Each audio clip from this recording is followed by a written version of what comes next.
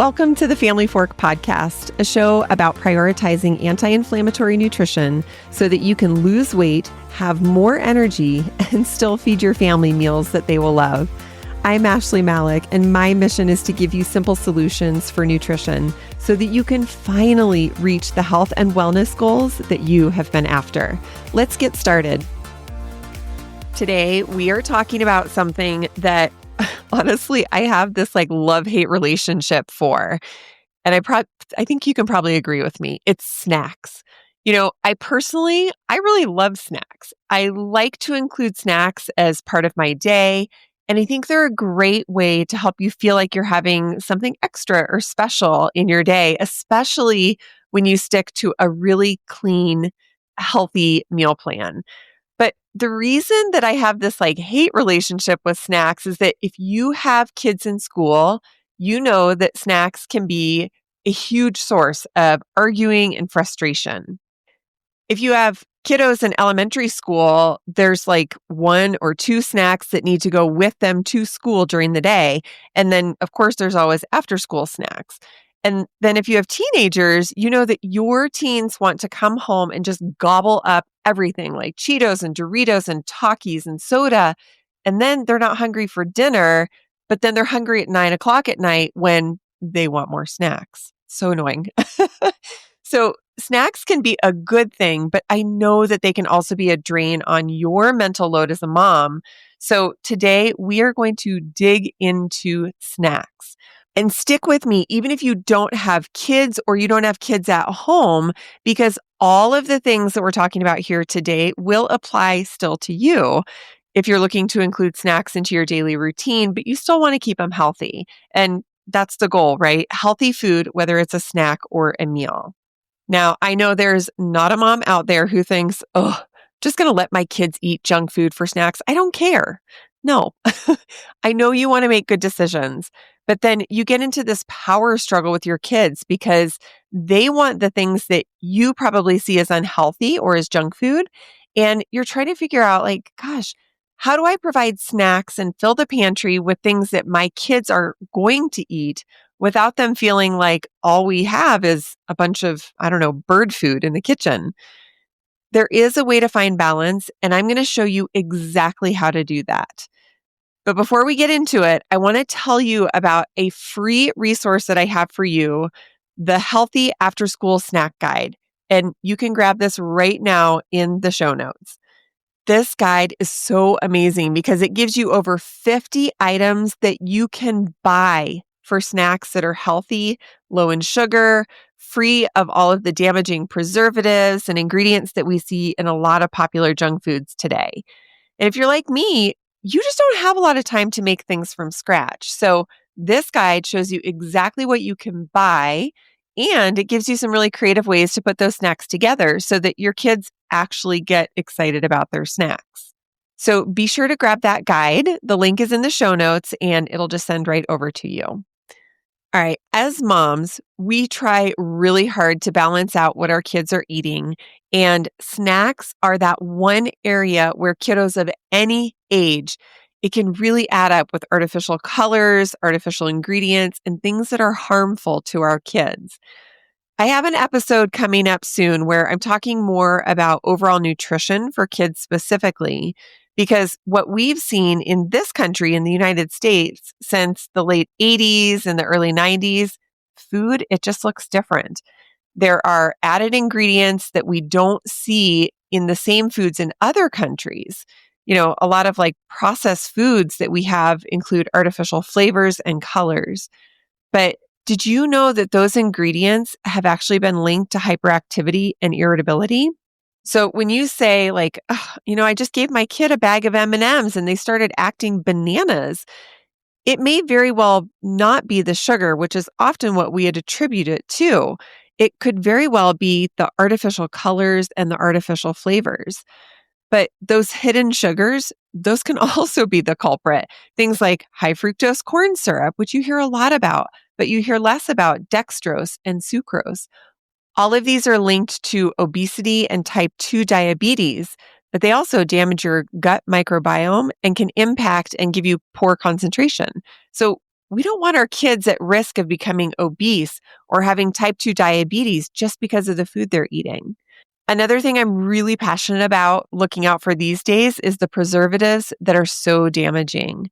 So the ones that you see often in like Takis or Doritos, like processed chips, it's called TBHQ. And that preservative, along with others like sodium benzoate, BHA, or BHT, those have all been linked to hyperactivity, but also to hormone disruption and impaired brain development. We don't want our kids having these ingredients. They aren't healthy. And now that I'm going through my own breast cancer journey, I will do everything possible so that my kids, your kids, don't experience what I'm going through. And if we can do that by helping them improve their diet today, why wouldn't we do that? I know it takes a little bit of extra effort, and I am making that easier for you. But we don't want to give our kids foods that increase hyperactivity and inflammation, damage their gut, and perhaps cause issues with their brain development. We don't want to do that with their food. So that is why I'm really passionate about the nutrition that we do give to our kiddos. And I know, I get it. It's not always easy. I have a 6-year-old and a 23-year-old. I know how teenagers are when they want to eat whatever it is that their friends are eating. And 6-year-olds, I know they're sometimes super picky. So we have to work with our kids. And this is the first tip that I want to give you when it comes to snacks. You have to get your kids involved. It's so important to have them help you shop for snacks and prepare the snacks so that they can actually get excited about them. One of the things that you need to recognize is that our kids, when they're at school every day, they are managing so many different things. They're managing different classes and education, new learning. They're juggling, most importantly, these relationship with friends, and they need to know that they belong. So if you're sending your kid to school with snacks that don't look like the other snacks that the other kids have, that can actually interfere with your kiddo's sense of belonging. Recently, I've been rewatching that show Gilmore Girls, and this kind of makes me think about a character on the show. Her name is Lane Kim, and she's Korean. And her mom sends her to school with tofu sandwiches that are packed with homemade kimchi. And if you've ever smelled homemade or regular kimchi, it has a really strong smell. So there, Lane is sitting in the cafeteria eating with her friends, and they're all thinking like, ugh, you have like this stinky sandwich. It's so weird. What are you eating? Honestly, that can really impact her sense of belonging. So the most important thing you can do when it comes to snacks and after school snacks is for your kids to get involved, honor and respect their opinions and what it is that they want. If they say, oh, I really, really want Pringles, say, okay, I don't really love the ingredients in Pringles. Can we look for a suitable alternative? And I know it can be hard at first. There's not always this like one-to-one relationship between something that's unhealthy and being able to find a healthy alternative. But when you work with your kids and you take them shopping with you, you're actually going to get their buy-in at the store. Sure, you will probably try some things that they don't like, and that's okay because you can continue to refine the list of what they are going to eat, what they like, and what you think is healthy. So together, you're working to make and create snacks that are suitable for both of you, that you both can feel comfortable about. The second thing we're going to talk about in terms of snacks is that they are not the only part of your kiddo's day.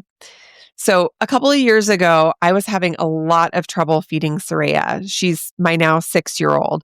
And she's pretty much always been picky. She struggles with different textures. And so with that, she doesn't eat a lot of variety. And that is really hard for me because I eat a huge variety of food and I really just expected her to do the same. I want you to remember that snacks are just part of what our kids are eating all day long. So when I was working with Soraya, I started looking at what she would eat over a day or 2 or 3 day period, not just in each meal. This is not typically what we do as moms. When you sit down at the dinner table and you want your kids to eat veggies and some sort of protein and some carbs. And then, of course, you want them to drink their milk. You're only focusing on that one meal. It's really important to make snacks part of the overall nutrition within a 2 to 3 day period so that you can keep an eye on what your kids are eating. And then you can figure out how you can add in things to the snacks so that in a 2 or 3 day period with snacks plus meals, your kids are getting balanced nutrition when it comes to the carbs that they need for energy and healthy fats, which they need for brain development, and protein, which gives them energy and builds their muscles. It's really easy to just hone in on their snacks and say, "Ugh, that stuff is so unhealthy." But by making some small adjustments and little tweaks, you can start to understand that, like over 2 or 3 days' time, how those snacks are playing into their carbs, proteins, healthy fats, and to be sure that they are getting exactly enough of what they need. So, looking at nutrition from this perspective over the span of 2 or 3 days really helped me to feel more calm and at ease with what my kiddo eats every day because I'm not constantly worried that she doesn't have enough calories or that she's not eating enough protein. Because when I looked at it and I tracked food for 2 or 3 days, I realized that she's actually getting enough between the yogurt that she's eating, the chicken strips that she really likes, the roasted potatoes that I made, and that like healthy grain-free cereal that she has in her snack bag every week. I can see that she's getting enough nutrients and enough of what she needs. It's just over a couple days' time. All right. So we've talked about why it's so imperative to give your kids healthy snacks. And I think we can all agree that's really important. Getting your kids on board and having them shop with you and prep the snacks, that's also really helpful. And then looking at how snacks fit into the larger concept of nutrition for your kids. So when it comes down to getting the right snacks out the door, the best thing you can do for yourself is to pack snacks ahead of time. Just think about it. How many mornings are you running super late? You're running out the door, and the fastest thing to grab for a snack to tuck into your kiddo's backpack or lunchbox is like a power bar, a granola bar. There's not really many other options because you didn't have anything prepped ahead of time. This is where I encourage you to get those snacks packed ahead of time on the weekend. So every Sunday, I sit down with Soraya and we actually look at the calendar and say, okay, you need 2 snacks for every day during the school week. And then you've got dance 2 nights this week. So we need at least 2 more snacks. So right there, that's 12 snacks. And then we standardize. The morning snack is usually the same. And then the afternoon snack is also the same. This way, I can prepare 5 morning snacks and 5 afternoon snacks. And then she's got dance. So I'll probably do 2 snacks that are a little bit different that will be ready to go. Right now, one of our favorite things to do is what we call snack mix. So we take a bunch of different things, crackers, sweet things, dried fruit, cereal, and we put all of that into a plastic baggie. And Soraya knows that's one of the snacks that she can grab. I usually pair that with either a yogurt or an applesauce, and she's good to go, and she knows what she's having for snack in the morning. Now, keep in mind, all of the things that I'm talking about putting in her snack mix, I have linked easily for you in that healthy after school snack guide, which you can download it in the show notes. We're taking a lot of the things that are store-bought, but still healthy and free from all of the ingredients that I don't like and that aren't healthy for our kids. That's what we're putting into the snack bags. The other thing I like to do is I try and have a couple of homemade or kind of homemade things for the week. But if you're anything like me, I do not have a ton of time to just sit around and make Soraya her own granola bars and protein balls. I don't have time for that, and I don't think you do either. So I usually will either make some muffins or like this week in particular, I made brownies. I really like the Simple Mills baking mixes. They're gluten-free, dairy-free, and they don't have any of those harmful or really unhealthy ingredients that we're watching out for. But when you make these muffins or these brownies, I want you to go one step further, okay? Don't just put them in a container. I need you to wrap each one individually so that as you're headed out the door in a hurry, you don't have to grab a packaged power bar or granola bar that's filled with a bunch of harmful ingredients. because you've prepped ahead, you can grab a muffin and an applesauce. And because that muffin's already wrapped and ready to go, it's easy. So a little bit of planning ahead is going to take you so far during the week, and being able to quickly grab something and get yourself and your kiddos out the door on time. Now, when it comes to preparing your snacks ahead, I need you to make it fun. This morning, I sent Soraya off to school with a yogurt parfait. So it's just layered fruit and yogurt and some honey. And you can put that in a Tupperware or something, that's fine. Maybe your kid will eat it that way. But for Soraya, I went online and I ordered cute little ice cream cups that are different colors with polka dots. And they have lids and matching colored spoons. So she's going off to school with a yogurt parfait, which is healthy, but it's in a red paper cup with bright white polka dots, a lid, and a matching red spoon. She is going to be so much more excited about eating that than if it was just in the same old Tupperware that maybe had last night's spaghetti in it. So get creative. Even fresh cut fruit is going to look more exciting when it's in a cute container. In the after school snack guide, I linked to some really fun packaging options for you. I linked to those cups that I talked about. And I also have these amazing reusable bags that are lined with a waterproof material that's food safe, but it's also washable. So this is a bag that could replace all of your plastic Ziploc bags that you use. And what's cool is they come with tons of fun prints on the outside. So definitely check that out in the guide, but get creative with how you are packaging your snacks for your kids. And again, it is different if you have a kiddo in elementary school versus a kiddo in high school. I get that. But this is where you need to get your kids involved. You can say, hey, do you like these cups? Would you like these for your yogurt parfait or your fresh fruit? Would you take these cute bags with you for your snack mix during the day? Get them involved and then package up those foods so that they look really exciting and enticing. All right. My last tip for you around healthy after school snacks is to stop making excuses. And I know I may not sound very friendly in saying that, but I need you to dig deep and really think honestly about how you are positioning snacks in your house and for your kids. You might be the person who says, I don't have time to make healthy snacks from scratch. I just don't have time. So I'm just going to kind of get my kids whatever I want. Or maybe you're the mom that says, you know what? I'm tired of the hassle. I've tried a few things that I've brought from the grocery store. My kids just don't like any of it. We have to stop leaning into our excuses. Like I talked about at the beginning of this episode, so many of the ingredients in prepackaged, processed, unhealthy snack foods, they're damaging our kids, hurting their gut health, creating concerns around obesity, type 2 diabetes, increased blood pressure, and hyperactivity. Some of these ingredients have been shown to cause issues with proper brain development. We don't want our kids eating those ingredients. So let's take out those excuses. And honestly, this free guide that I have for you, it takes away all of your excuses, because even if you don't have time to make things from scratch or do a ton of shopping, I get it. I don't either. I work full time. I do laundry. I walk my dog twice a day. I have a busy life too. I don't bake from scratch every week either. But I have found these ways to create healthy options for my family so that I can feel good.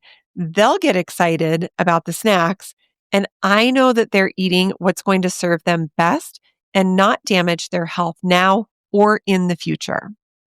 So it's time to remove those excuses. And to make it easy, I am giving you over 50 different things that you can buy for your kids that are good. My kids have tested them and they enjoyed them.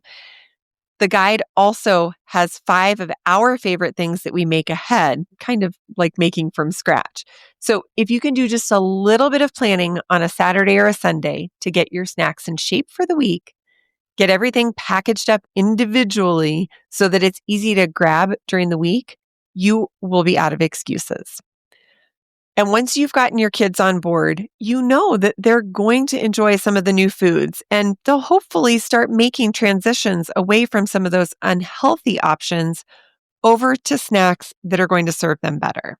So If you're feeling more excited and hopeful about snacks and healthy after-school snacks, I want you to be sure and download this free guide. Over 50 things that you can buy for your kids that are healthy alternatives and healthy options for after-school snacks. I really hope that this has been a useful episode for you. You know, here at the Family Fork, I believe that healthy nutrition starts with you, and you can help your family to get on board too. All it takes is some creativity and planning ahead, and I am just handing you all of the tools that you need to make that happen. All right, my friend, thank you for tuning in today. I am so excited to see you back here next week, same time, same place. Thank you for listening today. I am so grateful to spend this time with you. Be sure to connect with me at ashleymalik.com, where you can explore free resources, meal plans, and more. And if you found today's episode valuable, please share it on your socials so that we can help more midlife women reach their health and wellness goals. See you next time.